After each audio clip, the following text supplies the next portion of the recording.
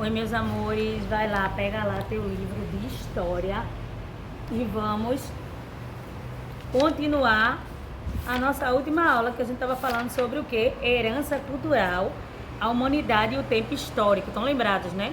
Aí a gente falou um pouquinho sobre como perceber o tempo, a gente viu sobre relógio de tempo, não foi? Calendários da antiguidade, formas de medir o tempo dos sumérios, dos egípcios e dos maias. E hoje a gente vai continuar falando sobre esse tempo histórico na página 116. Então abre aí a tua página 116, tem alguns bustos aí que a gente vai ver de quem é direitinho.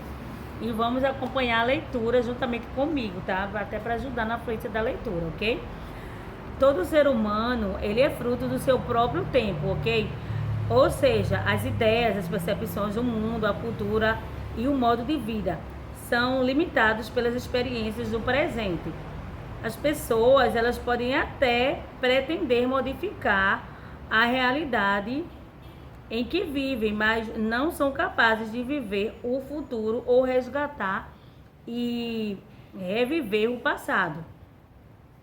Por isso, pode-se afirmar que a história estuda o ser humano no tempo vivido por ele. Então, assim, eu não posso, mas eu queria ir pro futuro, só em filme, tá, gente? Eu queria voltar no passado. Não volta. Então, você vive o dia de hoje, porque ele não vai voltar mais. É esse mesmo, ok? O tempo é um tema essencial de todas as culturas. A sua contínua passagem estimulou a reflexão de pensadores, filósofos e historiadores sobre os vários aspectos, como as heranças e os sentidos da história. O filósofo grego Heráclito, há 2.500 anos atrás, ele refletiu sobre o tempo a partir da metáfora do rio. Ou seja, atribui-se a ele a ideia de que uma pessoa não pode banhar-se de uma vez no mesmo rio, pois as águas elas se renovam e estão em movimento, sendo sempre um rio diferente. Isso resumiria a noção de que nada se repete da mesma forma, pois o tempo seria como um rio que passa em constante transformação. É bem interessante, essa frase é bem antiga. Pessoal, não pode se banhar no mesmo rio duas vezes. Mas não é o mesmo rio, mas as águas correram e você também mudou, né? Então foi Heráclito que falou isso, e tem um busto de Heráclito aí em cima, né?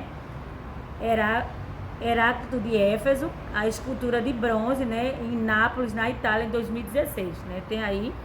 E em outros pensadores antigos, né, já teve outros pensadores antigos, definiu que o passado e a história elas serviam de exemplos para o presente e o futuro.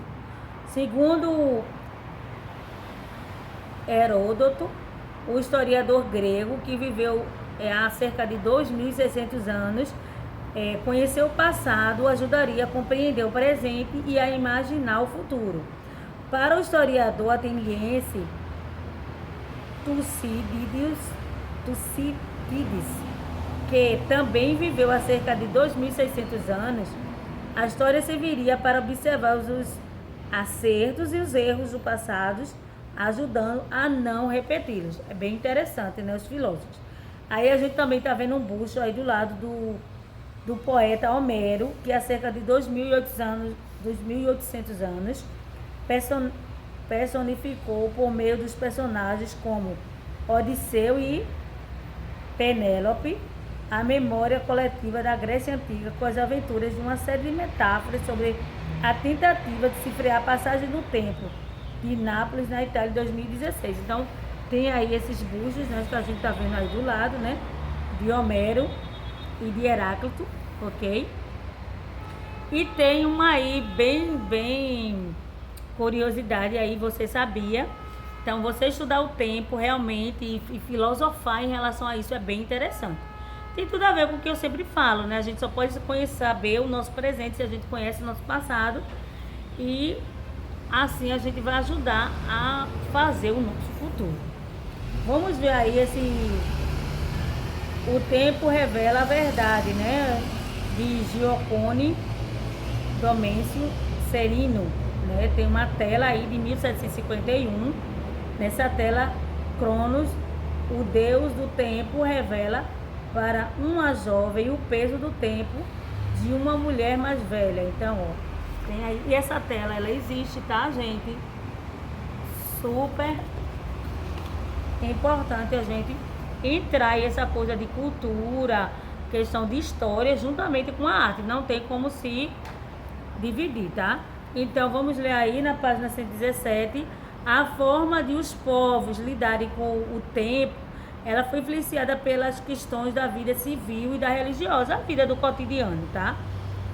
Na mitologia grega, Cronos e Kairos são deuses cujas histórias são relacionadas ao tempo, né?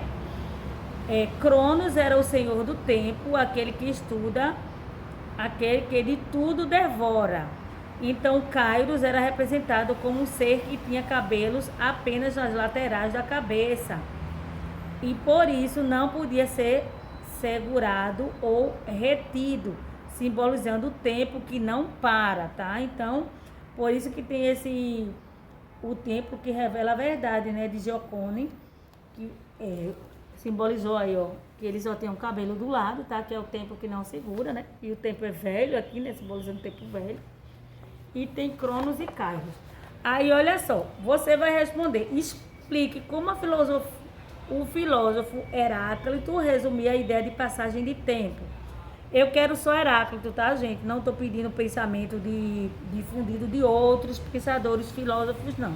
Aí você vai lá e responde, bola aí tua resposta. Bem interessante em relação a essa coisa de passagem de tempo. Às vezes temos a impressão de que o tempo ele pode passar mais rápido ou mais devagar.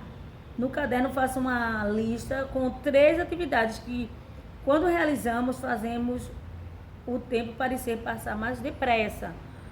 Porque isso aconteceria. Escreva um pequeno texto sobre as suas conclusões. Então, olha aí, uma produção textual no caderno.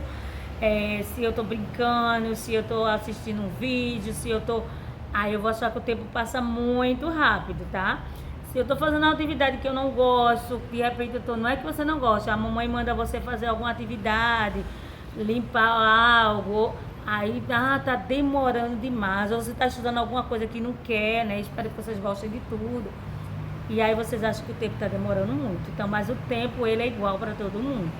Essa percepção é só em relação ao que você está fazendo, ok? Então, falando em tempo, gente, vamos filosofar. Então, não perde tempo. Muitos dizem, 2020 foi perdido para os estudos. Não foi. O tempo, ele depende de você, né? Se você está estudando, se você está se aprimorando e o outro não quer estudar, então, para ele foi perdido. Mas o tempo, ele nunca é perdido. Então, depende de como a gente está usando ele, ok? Vamos lá ainda para a gente terminar a página 118, para a gente terminar de estudar e responder a página 119 e dar uma parada. Para ler e escrever melhor, tem aqui, né? A gente tá vendo as ruínas do templo de Obelisco, construído há cerca de 3.600 anos atrás, cidade fenícia de Biblos, Líbano, em 2009. Então a gente tá vendo aqui e a gente vai ver o que a gente vai estar estudando. Os textos a seguir, eles representam 2 pontos de vista sobre os vestígios do passado. Compare as opiniões dos filósofos franceses Denis Diderot, difícil nome, no século XVIII, e da historiadora Françoise Clay, dos dias de hoje, os vestígios e ação do tempo. Vamos lá comparar. As ideias das ruínas despertam em mim são grandes. Tudo se aniquila, tudo perece, tudo passa. Somente o mundo permanece, somente o tempo dura.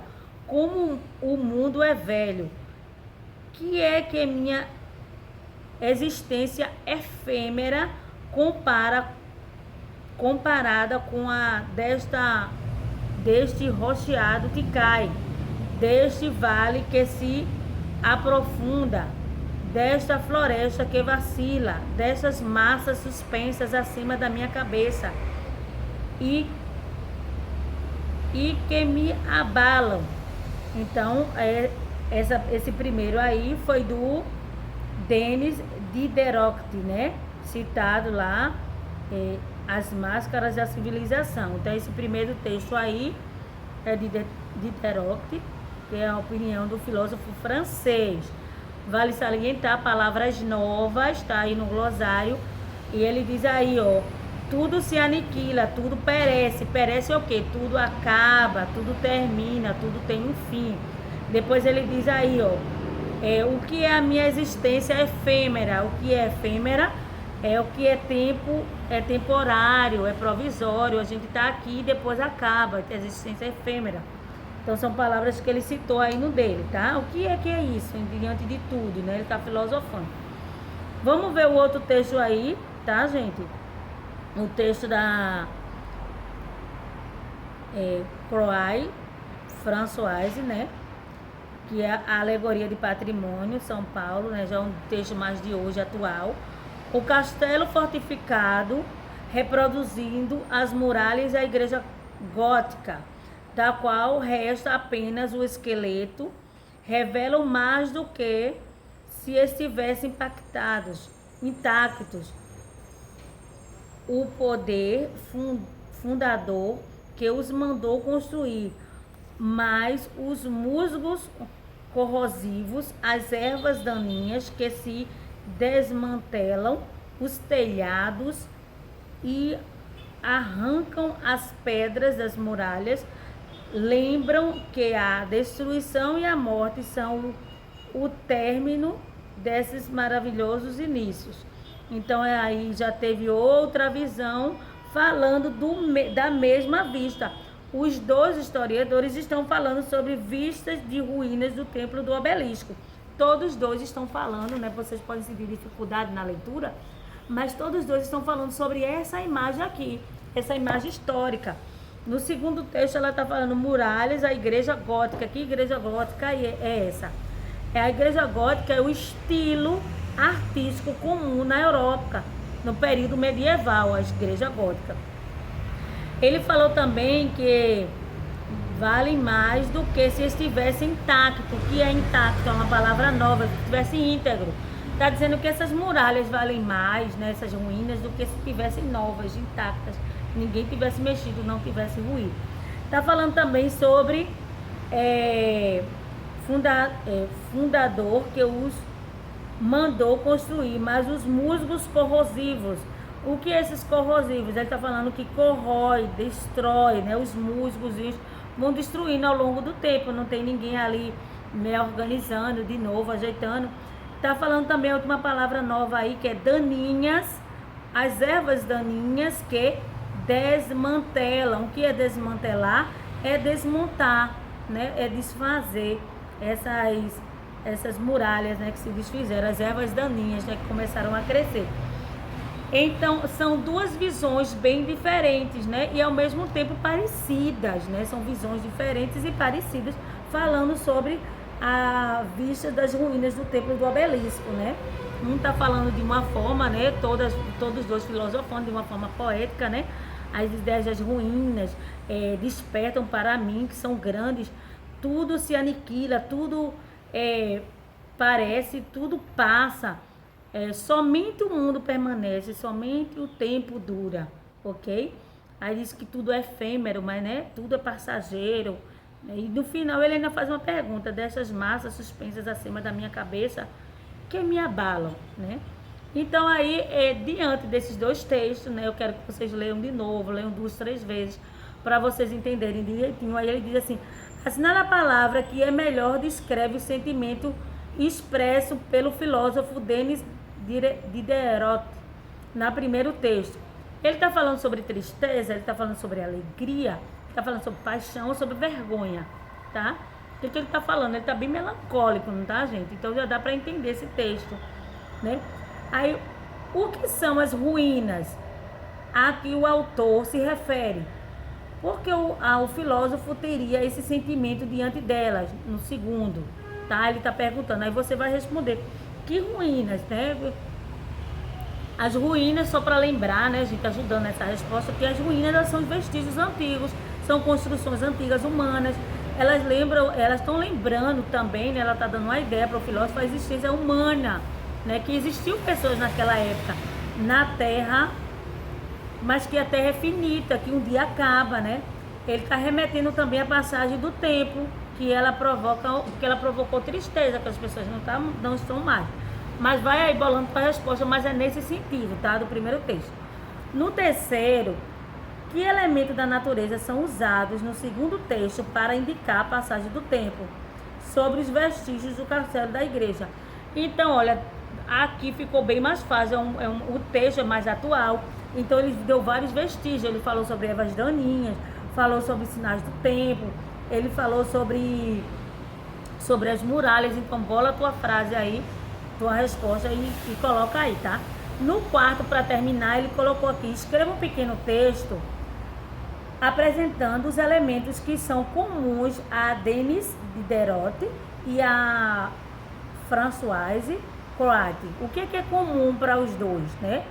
Então tem coisas comuns? Tem sim, gente, tem coisas comuns em ambos os textos. Tem esses sentimentos aí que provocam uma percepção da passagem do tempo pelas ideias do infinito, né? Então ele tem ideias comuns. Então vai lá e responde aí para mim. Por hoje é só, a gente vai ficando com a nossa aula de história, foi bem filosófica hoje, né? Então a gente vai falar começou sobre tempo histórico na página 116 e responde a página 117. Tem também os vestígios da ação do tempo na página 18, né, falando sobre as ruínas, e responde a página 119. Na próxima aula a gente vai falar um pouquinho sobre descobrindo a história e vai ter muita coisa legal aí pra gente falar, tá bom? Então, um beijinho pra vocês, até a próxima aula, fiquem com Deus, não esqueçam de postar as atividades. Quero ver vocês estudando, hein, porque o tempo que a gente falou hoje, ele não volta. Então aproveitem o dia de hoje, tá bom?